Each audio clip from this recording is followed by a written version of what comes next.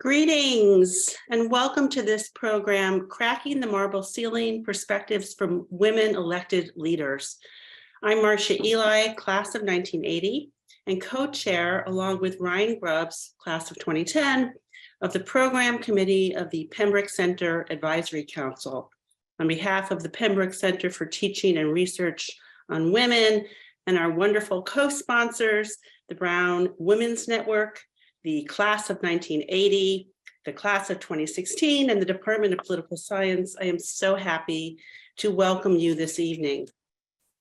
Founded in 1981, the Pembroke Center's research, teaching, and programming explore social change and how questions of difference in gender, sexuality, race, class, religion, and more affect our thinking and our world. Since its founding, the Pembroke Center has enjoyed and been strengthened by the support, engagement, and advice of a broad and dedicated community, the Friends of the Pembroke Center. We are alumni, parents, and community members who support the mission of the center, and our work helps the Pembroke Center impact students, scholars, researchers, and a broad public in meaningful ways, both at Brown and beyond. The Pembroke Center Advisory Council organizes programs such as this one to connect our many communities with the center. Tonight, we are thrilled to welcome United States Senator Maggie Hassan, class of 1980 and parent of a 2015 graduate, Rhode Island State Senator Tiara Mack, class of 2016, Catherine Tate, Brown Professor of Political Science, and our esteemed moderator, distinguished journalist Mara Liasson, class of 1977. Before I introduce them more formally, I have an invitation for you. After the moderated discussion, we will move to questions from the audience. So please share those through the Q&A box at the bottom of your Zoom screen, and we will take as many as time permits. With that, it's my great honor to tell you a little bit more about each of our accomplished women tonight and invite them to join on screen. United States Senator Maggie Hassan was drawn to public service as an advocate fighting to ensure that children like her son Ben, who experienced severe disabilities, would be fully included in their communities and have the same opportunities that all parents want for their children. In 2013, she was sworn in as the 81st governor of New Hampshire and was elected to the US Senate in 2016. She is the second woman in American history to be elected both governor and senator. As senator, she is working across the aisle to build a more inclusive economic future where all people who work hard can get ahead and stay ahead. Rhode Island State Senator Tiara Mack is a Democratic member of the Rhode Island Senate representing District 6. She is an educator and activist raised in the South, that is north of Atlanta and Columbia, South Carolina. She moved to Providence to attend Brown in 2012 and fell in love with the city. She now works as a youth organizer, empowering young people to engage in local and national social issues. Tiara is a board member of Women's Health and Education Fund and of the East Side Mount Hope YMCA. Catherine Tate is a professor of political science at Brown University. Her research and teaching fields include race and gender politics in the US. She is author of numerous books, including Concordance, Black Lawmaking in the US Congress from Carter to Obama. And her most recent book on women's political attitudes is Gendered Pluralism, published by the University of Michigan Press. And finally, our moderator tonight is Mara Liasson, the national political correspondent for NPR. Her reports can be heard regularly on NPR's award-winning programs, Morning Edition and All Things Considered. She provides extensive coverage of politics and policy from Washington, D.C., focusing on the White House and Congress, and also on political trends beyond the Beltway and much, much more. So thank you all so much for being here. I am so excited to hear your conversation and honored to be hosting this. And Mara, I hand it off to you. Well, thank you very much. I am thrilled to be here with these distinguished women talking about something that's pretty important. I think we have about 540 participants, so thank you all for joining us. That's a really good showing. I want to get right into this. We have seen tremendous strides in the numbers of female elected officials across the country and across the world. We have a woman vice president. We've seen female heads of state. It's just a matter of time before there's one here. And I wanted to start by asking first our two elected officials, Senator Maggie Hassan and State Senator Tiara Mack, when it comes to leadership style, do you feel the gender makes a difference? Or is that just an oversimplification, that there's something different in the way that women elected officials lead? Senator Hassan, why don't you start? Well, thank you, Mara. It's really great to see you. And thanks to everybody participating, including my fellow panelists. And a shout out to the class of 80, because it's my class, so I have to shout you all out and thank you for being part of it. I don't think it's an oversimplification, primarily because I think that women have different life experiences than men do, generally in our country and around the globe. And I think the legislative process, the governing process, is one in which we all bring our personal experiences and styles to the table. And I think that means that for women, we tend to focus on issues that have really long been neglected. And we tend to communicate and operate in a style that reflects the expectations and biases that many of us have grown up with. All of that, though, I think really enriches the governing process that we have. And I think as we have seen more and more women, both in chief executive positions and in legislative positions, we are beginning to see a government that addresses long neglected issues that really impact women and families disproportionately. But I also would say that there's still a lot of work to do, and that there are still some real barriers and stereotypes that can make it a particularly challenging thing to do. Can you give me a specific example of something that a woman, female office holder would do, or a way she would exercise her leadership that a man would never do? I think we are, in terms of the way we go about it, there is a lot less, in my experience, a lot less jockeying for the prime position, whether it's in front of a camera or having your name as the first in the sponsorship list of an important bill. I also think because we have often throughout our history been charged with being the family facilitators and the smoother over of disputes, that we bring that skill set to what can be a pretty contentious environment.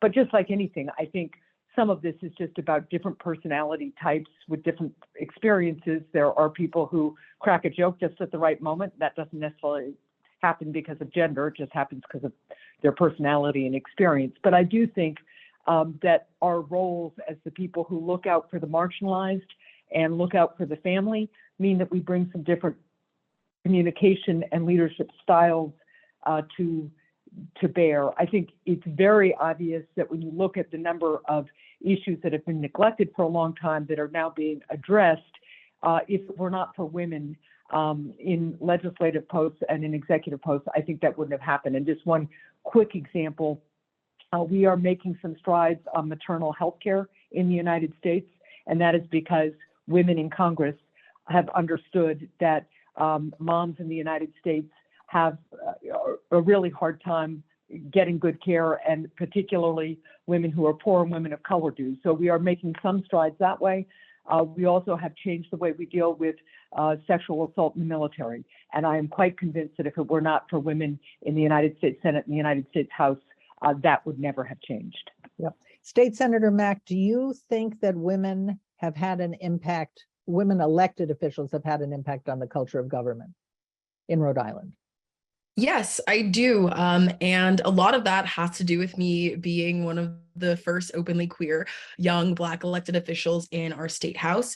And my vantage point and my experiences are, though they're not unique, they are unique to that space, being one of the youngest members, being the Blackest, and being one of the queerest. Those are all identities that I take not only in sharing my story, but then how I connect the issues to other folks across all different types of historically marginalized groups. I think it also forces me and it forces my colleague to think about what are the experience of this person who's in this space, who I don't know any of my constituents or any people who are in my community that lead, look, or have life experiences like this one person. What am I potentially missing in how I advocate for the people in my community? Because this is the first time I'm hearing this story, this experience. I also, in my leadership style, I'm a little bit more quirky. I like to push the boundaries because I know what I'm expected to do and I know what I'm expected to lead like. And I also know that all of those expectations don't fit me and don't fit people who look like me based on my lived experience of also being formerly low income. But I also have a lot of other added elements of privilege, being able to rely on my Brown degree, class of 2016, if anyone's on here. That also requires me to lean into what do I have to consider in order to leverage my identities in these spaces that will either make my colleagues feel more affirmed or feel isolated. I constantly have to think about, is it because is the reaction to my advocacy going to be across lines of, oh, she's a young woman, or she's a young Black woman, or she's a young queer person, or this is someone who comes from a formerly marginalized background who has experience of being on Medicaid, who's faced eviction, and who's watched their family have to make decisions between paying for rent or paying for healthcare.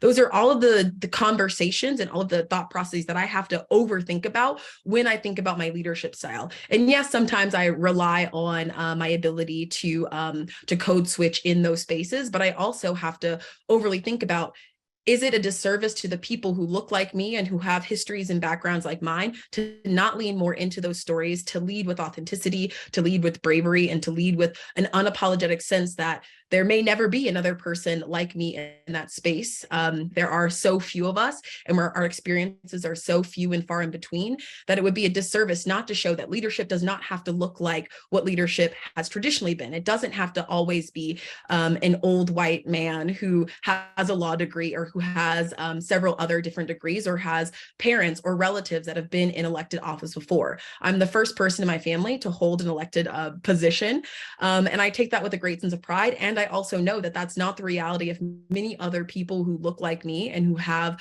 the types of background. So I always have to overcompensate or overthink about, is this decision something that's going to empower people who look like me to see that they now have a space in that state house? Or is this going to be something that's going to alienate me from my colleagues, or I'm going to have to take extra steps on the back end of this conversation to explain to someone who hasn't seen a young Black queer person navigate a social program or advocate for things like doulas being covered by our Medicaid program, or increasing the minimum wage in our state, or advocating for tenants' rights legislation. And so I think multiple of my identities cater or lead me to lead in a different way. And also having so many different blueprints of what it looks like to lead in the traditional American sense, and also being able to see that blueprint and see those rules and break them in ways that empower me and hopefully a future of other elected young, queer, Black people or other multiply marginalized people to get into office, to get engaged, and to find a place for them to lead in their communities in ways that make sense for them. And how exactly have you overcome some of the hurdles that you faced in the state Senate? In other words, you're in a traditionally male-dominated, white-dominated environment. What kinds of leadership do you employ to overcome those? Well, barriers? a lot. Yes. Well, Or have you found it as a piece of cake? It has definitely not been a piece of cake. Recently, last summer, I have, like most people my age, have started to lean more into social media. I did go viral last year for having some fun on the beach and quote unquote twerking, but I've been able to use that and to use my unconventional nature of leadership and showing that you can be young and not apologetic, that you can be, that you can both have a life and also lead as an elected official, and showing that it's not just about presenting as someone who is a leader, but true leadership looks like showing that there are pitfalls in this experience. I use social media as a tool to connect to other people, showing them what it's like to be a part-time legislator and have a full-time job while also still doing things like playing rugby, doing crochet, and being involved in my community in multiple other different ways. And so I think it's been a privilege for me. And I wouldn't say it's been easy, but I've been able to lean into all of those ways that traditionally folks would see as a hindrance or a barrier to their career in this space. Say, well, I know what the blueprint looks like, but I'm going to rewrite the rules so that they work for me. And that has paid off, at least in my experience. Professor Tate, I want to ask you about the different leadership styles of male of Republican and Democratic women in office. Are there big differences, partisan differences, or are there more similarities? We don't have a Republican elected official on this panel, so maybe you can share what the research says. Well, I think that there used to be big differences that included Republican women that were very moderate, and they worked with Democratic women to pass bipartisan bills. That's been changing. The Congress has become more partisan, and so Republican women, I still think, like to present themselves as moderates. They benefit from a stereotype that women tend to be more liberal than men, and so voters see them as more moderate than their male counterparts. But in Congress, both Democrats and Republicans are voting party line. And so what I think would help would be if the Republican women formed a women's caucus. They did briefly from like 2014 to 2016. They had a women's caucus and then they disbanded it. But if they had a women's caucus, they could then lobby the Republican Party for more women-friendly legislation. And I think that would change the dynamic right now. I think that we're looking at Republican women as not allies, close allies of the women's movement right now at this point. And so that's, I think in the Senate, there's some difference. There are some Republican senators who helped reinstate VAWA, the Violence Against Women's Act, but in general in the House, we're looking at straight party line voters among women, Republican women, and I think that's concerning. I want to ask Senator Hassan about that. What you're saying basically is there are fewer and fewer Susan Collins and more Laura Boeberts. Is that what you're suggesting? Yes. Yeah. Yes. Okay. Well, Yes. Senator Hassan, as someone who has worked across the aisle, what is it like to work with your Republican female colleagues? I take the professor's point. We are in a more partisan time than we have been for a long time in this country. And so some of those partisan divisions are showing up among women as well as among men. That all being said, in the Senate, a lot of the work that we have done over the last couple of years has been bipartisan work. And at the center of a lot of the most difficult but important deals that we have put together have been a group of women. It started at the end of the Trump administration, end of 2020. We had passed one big relief package for COVID. There was this whole concern about whether we could get a budget bill and more COVID relief done while we waited for President Biden to take office and get settled and get started. And it was a group of women who really kicked off that process. And of the 10 senators that really came together with that bill at the end of 2020, I think 5 or 6 of us were female. And then you go forward to the bipartisan infrastructure deal. And again, if it were not for women of both political parties in the Senate, it's not clear to me that we would have gotten that done. There is a kind of shorthand that we share with each other. There is a kind of focus on the solution. And I think, this may be a stereotype, but I think a little bit less interest in taking credit or maybe less importance attached to who gets the credit. And so I do think that there are still, in terms of demeanor and in terms of problem solving, you still find women in both political parties who, because we share a lot of the same experiences, because our path to political service, public service has often had some similarities, that we are able to play a critical role. That being said, one of the things that has happened as more and more women have run for office and been successful is that you see a broader spectrum of women winning office. And I think that's healthy, although I certainly do not think the kind of positions that some of my colleagues on the hard right are taking are helpful to our country. Right. And State Senator Mack, do you find that it is, I don't know how many Republican women members there are in the State House in Rhode Island, but are you able to work across the aisle more easily with female Republicans than male Republicans? Yeah. Yeah, in the context of Rhode Island, we have 2 elected women who are Republican.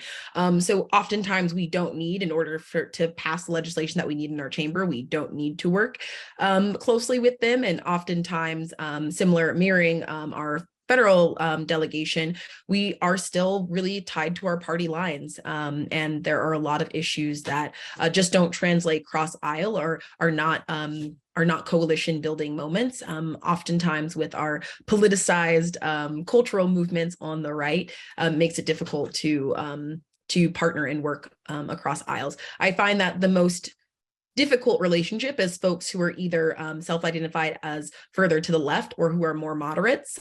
In Rhode Island, almost everyone is a Democrat, but there are varying degrees of what that means and what that definition is, especially as we evolve more and have more social issues that impact more and more people. But our party hasn't really shifted in how we define or describe folks along those different lines. So I find that oftentimes it's more hard to work with some of my colleagues who, again, don't share some of the same background or lived experiences as me. But not because of their gender. Right, and not because of their not gender. because of their gender. Well, Professor Tate, I want to follow up something that you talked about a little bit earlier. As more women enter elected office, you're saying that they become kind of more typical and more partisan. It isn't such an unusual thing, and the old stereotype of women being moderates, whether they're Democrats or Republicans, is really dying. Do you feel that women lawmakers of both parties still have a different approach to leadership, or as more and more women are entering elected office, they're pretty much copying the legislative style of men? Well, I think that in some ways that they have adapted more to the styles of men, that they've become better integrated. And at the same time, research still shows that they make a difference, that they talk about their personal experiences. We have women who, get on the floor and talk about abortions that they've had, and talk about health scares, they talk about taking care of elderly parents. And so that hasn't gone away, even while this atmosphere is very partisan. And I think that as women have advanced in leadership positions, they, have to sort of adopt the same strategies that have been used in the past. And so I do think that the partisan era that we're in makes their roll call voting less bipartisan. And but I do think that women still change the dynamic and the discourse by talking about personal experiences. I think that hasn't lessened, and so it's mixed. So you're saying, for people who thought that the more women who entered elected office, the less rancorous partisanship would be, and the more problem solving and consensus building, all the things that we think women are really good at, that hasn't happened. In other words, there's been some of that, but the forces pushing polarization have been much stronger, pushing partisan behavior. I think, Nancy Pelosi was for rounding up party votes and, taking a hardline principled position against Republican initiatives. And so I think, to ask for her to be more bipartisan, I think would be, that just wasn't going to happen. And so I think that the environment is one where women are, organizing to, lobby their parties more than work across the aisle today. And that how long that's going to last, it looks pretty entrenched right now. So I'm talking about the next 10 years of, strong bipartisan, strong polarization in Congress. Right. Senator Hassan, maybe we were just hoping for the wrong thing, or we had an unrealistic expectation. I mean, Nancy Pelosi was as good and tough at wielding power for the things she believed in as any male speaker in US history, maybe even more. I mean, she's considered one of the Well, most so- effective speakers ever. Yeah. And she held together an extraordinarily diverse Yep. caucus. To Senator Mack's point, within the Democratic Party, there is a very broad spectrum of views and approaches to policy. And I think I would push back a little bit at the assumption that we're not getting things done except in partisan ways, because of course we've just had one of the most successful legislative sessions in modern history, and most of the major bills that we have passed were bipartisan bills in the Senate, and some of them got bipartisan support in the House.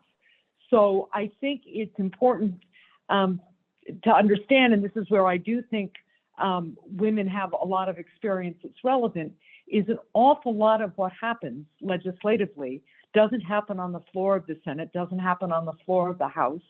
It happens behind the scenes. It happens on Zoom calls during the pandemic. It happens in people's apartments or, over dinner.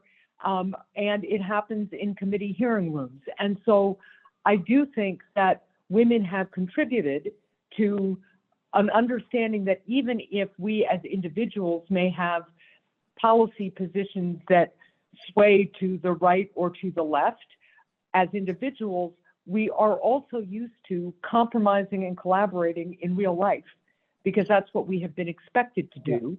Whether that's a good thing or a bad thing, I do think that we have been expected to be problem solvers who smooth things over and help the whole family and the whole community move forward.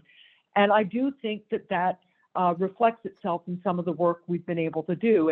And as I said, it's not clear to me on any number of issues that we would be having the conversations that we're having in the Senate if there weren't as many women as there are.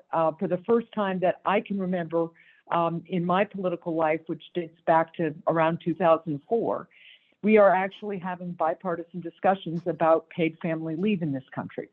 And that is because women are taking the lead, and also because women constituents like to talk to their women electeds about their lived experience and what they need. And we, I think, seem more receptive. I personally think there are a lot of women who are much more comfortable coming up and talking to me than they might be to a male representative. And I think that makes a difference. And that is happening on both sides of the aisle. Yeah. Well, what you pointed out, this great contradiction, which is we have had all of these bipartisan bills, infrastructure, chips, gun safety, in this incredible polarized environment. So it's kind of cognitive dissonance there. But I wanted to ask both State Senator Mack and you, Senator Hassan, about that behind the scenes kind of social life, just human contact between female representatives of different parties. The stereotype is that Washington used to be a more convivial place. People didn't go home on the weekends. They had their kids in school in DC, and there was a lot more, drinking after work or having lunch. I mean, does that still happen? Do you have any, State Senator Mack, do you have any kind of social interaction with the two female Republicans in Rhode Island? In the State House? No, for various reasons. As a young queer Black woman, most of our Republican Party have been polarized around the issues of anti-trans and anti-LGBTQ sentiment. So it's oftentimes not a safe space or a productive space to be in conversation with folks who just fundamentally do not believe that lives like mine should exist or should be able to thrive or should be able to exist. But I am able to speak with my colleagues who in the spectrum of the Democratic Party hold different beliefs, who may not believe that $25 is as a minimum wage is realistic, but sharing my story as a formerly low income person and giving facts and data about how, in order to afford a 2-bedroom apartment as a single parent in Rhode Island, you need to have $24.49 an hour as your salary in order to be able to make ends meet and not be spending more than 30% of your income on housing.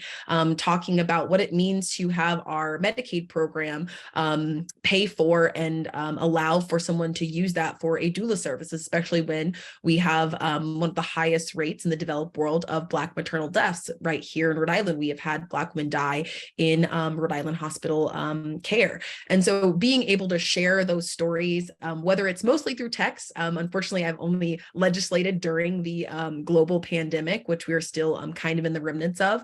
We do texting, we tweet, we do Zoom calls. Sometimes there's the occasional wine.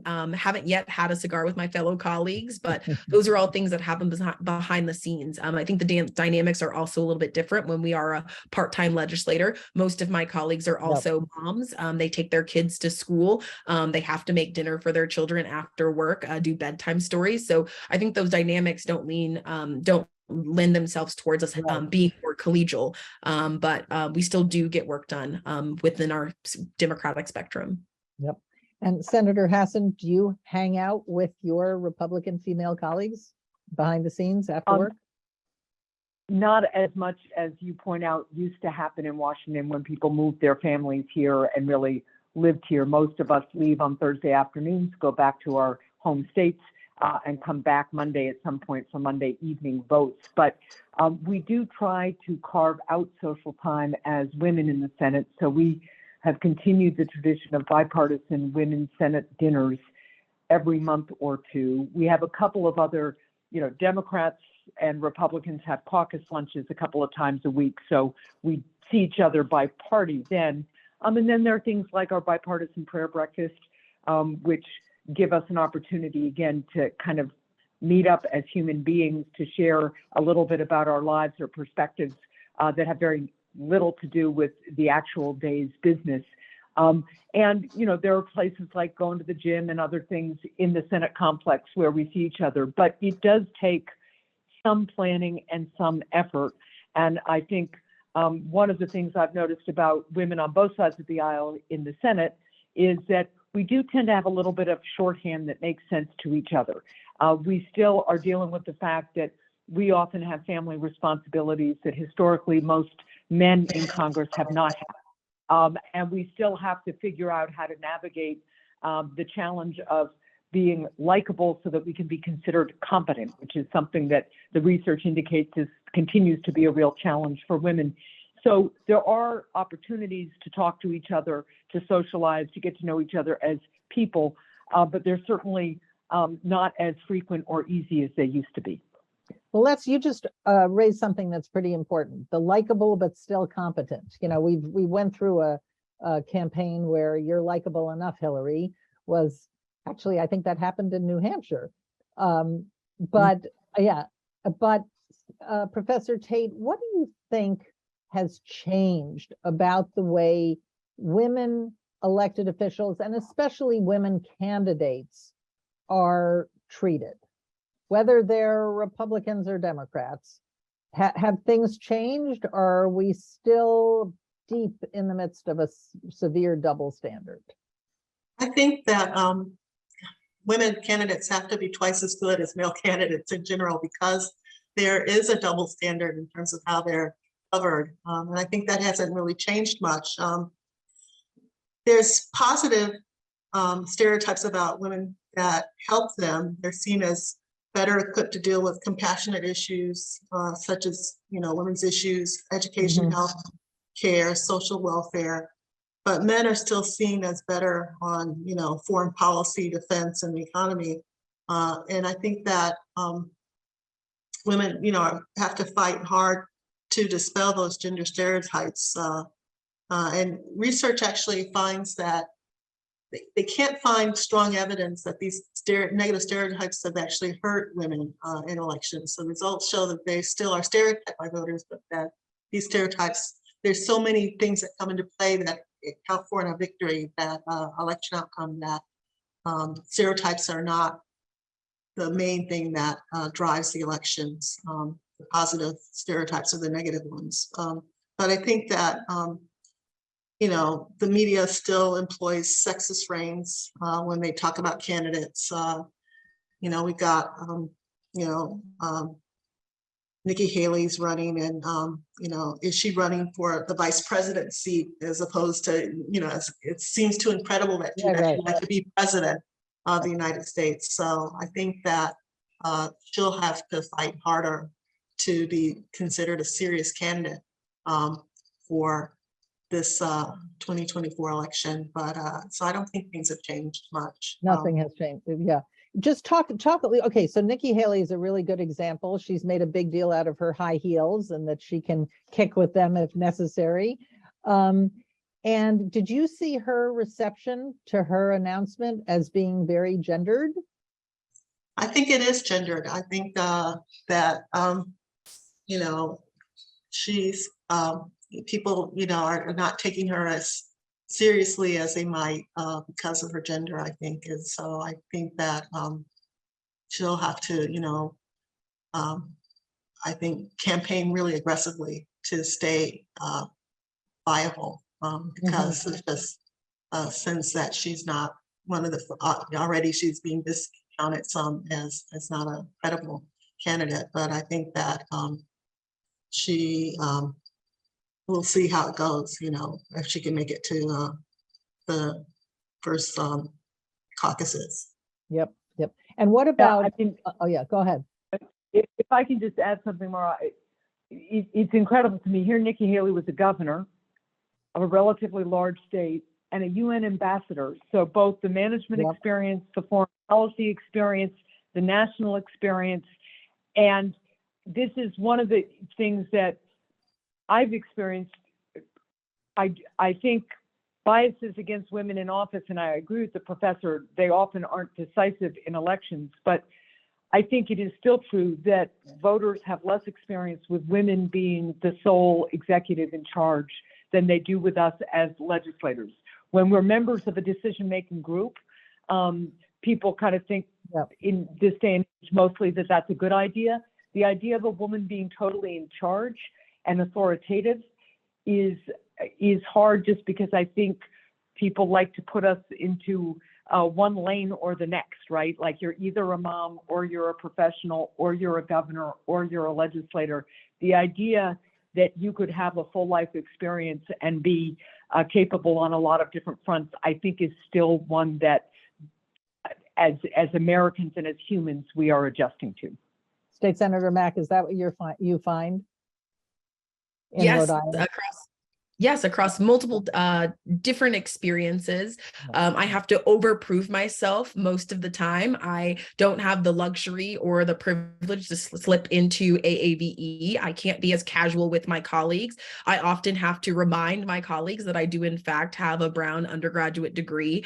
And most of the time I have to overprove myself, whether it's because of my age or my gender or my race, that I belong in those same spaces. Also being one of the few in those spaces, there also is this compulsion to overprove myself or overstate facts, or to always come overly prepared, or even just as simple as trying not to wear as many colors. As a young person who I don't typically wear just a black wardrobe or neutrals or grays. I always have to think about, if I wear this bold color or this pattern, will I be taken seriously in this space when I'm in front of our local news channel, or when I'm presenting on a bill, or when I'm presenting in front of a group? Can I wear jeans to this event, or risk someone telling me, like one of my colleagues, oh, you look 16, I didn't recognize you. Or someone saying, oh, I didn't realize that you would actually know what that experience was like, because I was too young, or because I didn't have a family of my own yet.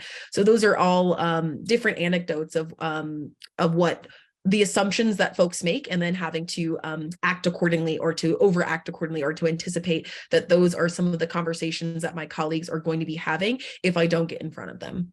Yep.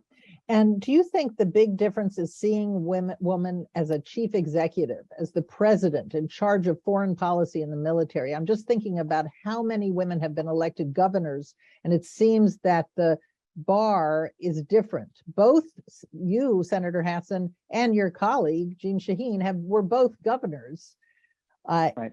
before you were senators. Is there a difference between being the chief executive of a state and the way we view a presidential candidate? I would say, first of all, it's an honor to be chief executive. It's an honor to be in the Senate. And there are similarities, the type of work you do, but certainly as a chief executive, you are setting the agenda in a different way, and your capacity to both set an agenda, set the budget, and have people react to it, and your power to veto things means that you have a particular role and a particular kind of attention. And people understand your decision-making maybe to have higher stakes for them. And so I have just, my personal experience as a governor, even in a state that had had a woman governor, was that people were still trying to figure out their own comfort level with having a woman who had this kind of authority and who was responsible for their safety, for instance, in the middle of a natural disaster. It was not unusual for me to go to national meetings of governors and have people assume I was the wife of the governor, or look right at me when I would introduce I still remember checking into a hotel, and one of my staff members was with me and said, "Governor Hassan's checking in," and they said, "And when's the governor getting here?" Looking straight at me, right? And so, and again, people, I think people are getting more used to it, but this is a real challenge for voters because there just haven't been that many women governors over in a short, concentrated amount of time. So the roles are different and the reactions are a little bit different. Yes, Professor Tate, I think we'd be remiss if we didn't talk about Vice President Kamala Harris, who is certainly the highest ranking woman in the executive branch that we've had so far. She's the obvious front runner for a Democratic nomination if Joe Biden decided not to run. And there's a huge raging debate about how she has been covered. That it's gendered, that it's racial, that it's, she's being held to standards that vice presidents are usually not. Do you think that's fair? I do think that that things are gendered, and so you have to look at the stories, the negative stories about her management style that sort of comes out in the press, cynically to some degree in terms of what did she do that other leaders haven't done, regarding staff? Did she cross lines? Really, is this sort of, a frame of that makes women are more difficult if they're in leadership positions that they're, applying to her case. So I do think that, we saw President Obama, who was very skilled and very careful. He made that mistake when he talked about Skip Gates, the Professor Gates, who had been arrested in Massachusetts by the police for trying to break into his own home. And he said that caused this massive drop in his approval rating. And so he's learned to not make gas. You consider that a gaffe when he was really just speaking his own mind about. That's what a gaffe is. Yeah. Yeah, but now he sort of regards it as a gaffe. Yeah.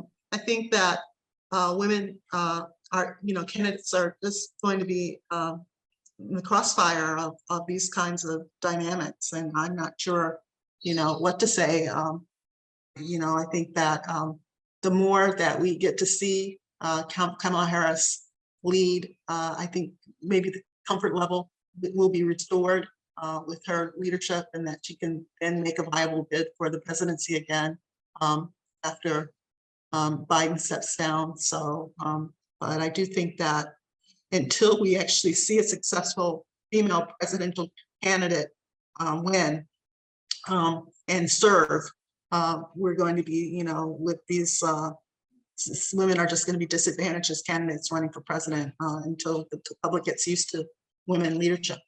Yeah, so we're a long way away from it's just no big deal. Yes. Yeah. Yeah.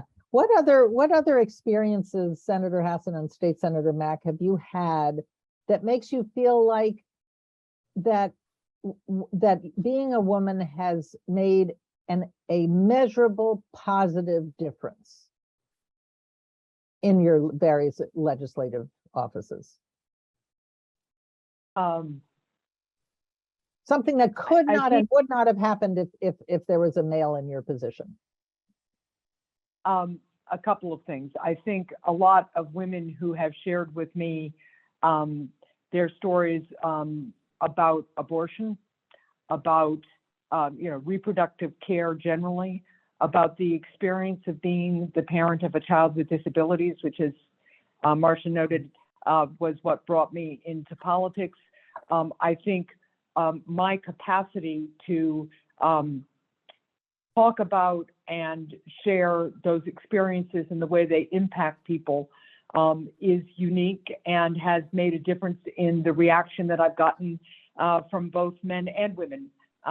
But in terms of a couple of specific examples that I think are helpful, women in the United States military, I talked about the reforms we did on the way sexual assaults are handled in the military, and that's thanks to Senator Kirsten Gillibrand and Senator, among others, right? And that's a bipartisan group. But here's another thing we've worked on. Women in the military, when you go into boot camp in the United States Army, until recently, you were handed a pair of fatigues that were made for men, and you couldn't upgrade them to something tailored for women that would fit well for the first 6 weeks. And even when you did, it might cost you extra. Imagine trying to compete with men in boot camp when your clothes are baggy, they aren't fitting you well. One woman told me she couldn't find boots small enough. So she was doing boot camp in shoes that were a couple of sizes too big. That was the kind of thing that I don't know anybody would have shared with male legislators, but Ernst and I were like, that's ridiculous. We pushed the Army, who wrote us back and said, this is not a problem, but we will fix it. So that's a win. State Senator Mack talked about the importance, for instance, of making positive steps on maternal care, especially around Medicaid coverage for doulas. That is something that we are trying to raise and push through at a federal level too. And that's, again, discussions among women and our own experience means that we push it in a different way. And frankly, it's harder for the men to tell us we're wrong, right? They just can't Right. because it's a lived experience that's unique to us. So those are a couple of examples that I think have really made a distinct difference. And there are some more, especially around the issues of healthcare and during COVID, during the American Rescue Plan, there were some things we did for families that I'm quite convinced wouldn't have happened without women in the United States Senate and House.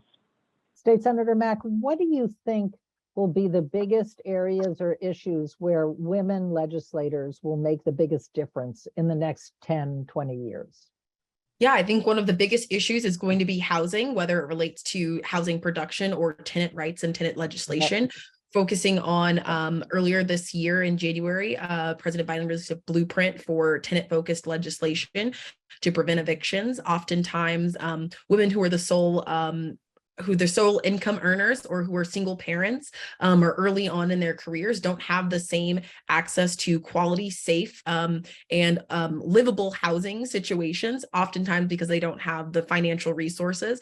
So whether it's housing related to production and habitability or housing as it relates to affordability, as increasingly as more and more women become single parents, have more and more have children later in life in order to pursue their career, we're seeing the numbers. I believe it was recently statistic came out that women are having children later in life. For the first time, the average age of someone having their first child is 28 years old, because that's how long it takes you to advance in your career in order to afford a 2-bedroom home, in order to care for your family if you decide to. And so I think all of those important stories, whether it relates to wages, housing, socioeconomic status, how we take care of our workers, what type of work is available, how we transition to a new green economy, what types of work is available, will be available to women in the workforce and women broadly defined in the workforce. Those will all be issues that women will be leading on. And I think it also goes to our history knowing that your perspective in a historical context was never considered until almost 100 years ago. And then you add on race, and then you add on gender, and then you add on sexual orientation. You have a perspective of, who am I leaving out of this conversation? As women, we know oftentimes we're left out of that conversation. So we do our own due diligence in order to include us in all pieces of policy. And then you add on race, and then you have women who are consistently thinking even more. If I'm being left out as a woman, who's being left out as a Black woman? Who's being left out as a trans woman? Who's being left out as a low income woman? So all of those perspectives, I think in the next few years are going to come to the forefront as we get more elected officials who are across those different identities, across those levels of marginalization, who now have a voice and are empowered and have other people who have started the blueprint of what it looks like to lead as a woman, broadly defined in either state legislatures or in our federal delegation. What you're both talking about is this incredible process where these things start out as, quote, women's issues, whether they're healthcare or housing or, workplace safety, whatever it is, and then they become universal issues and something finally happens to them. We Right. have some questions. Go ahead. And I'll just add, the other two things are the caregiving economy generally. Yeah, The that's areas a of huge thing. the economy where women have been doing unpaid work or really low paid work, and early childhood education, I think, are going to be areas where we make tangible, real progress finally, because women are in office. Yeah, I agree with that. This is a question from one of our audience members for Professor Tate.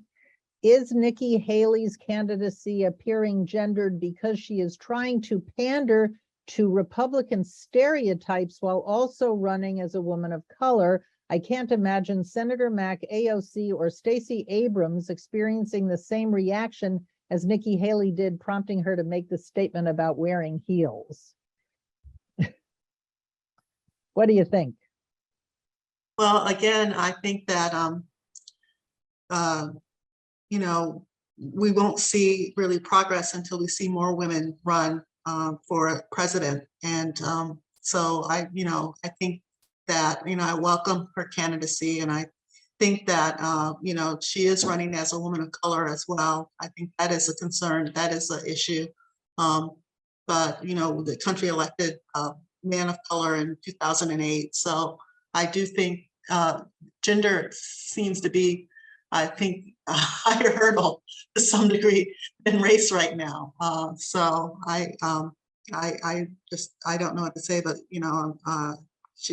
we'll be watching to see if she, campaigns really aggressively. Then I think that she really can't be counted out, and we'll see her at the debate.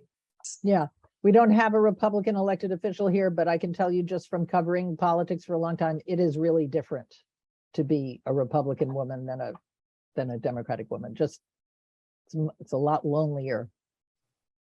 Mm-hmm. So we have, let me see if we have another question. I think we have time for another one. How do you and the women you work with navigate the fact that woman is not an essential universalized character, style, or identity?